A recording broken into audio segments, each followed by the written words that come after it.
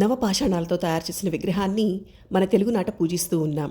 అంతేకాకుండా ఈ విగ్రహానికి వైద్యం చేసే గుణం కూడా ఉందని భక్తులు విశ్వసిస్తూ ఉన్నారు. ఈ విగ్రహం తమిళనాడులోని దిండిగల్ జిల్లాలో ఉంది. పళని కొండపై వెలిచిన సుబ్రహ్మణ్య స్వామి పళని సుబ్రహ్మణ్య స్వామిగా వెలుగొందుతూ ఉన్నారు.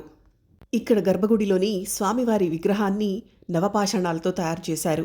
ఇటువంటి స్వరూపం ప్రపంచంలో మరెక్కడా లేదు కూడా. ఈ మూర్తిని సిద్ధభోగార్ అనే మహర్షి తయారు చేశారు. పూర్వకాలంలో ఇక్కడ పళని స్వామివారి మూర్తిలో ఉన్నటువంటి తొడభాగం వెనుక నుండి స్వామివారి శరీరం నుండి విభూతిని తీసి కుష్ఠరోగం ఉన్న వాళ్ళకి ప్రసాదంగా ఇస్తే వారికి వెంటనే ఆ రోగం పోయేదని పెద్దలు చెప్తూ ఉన్నారు.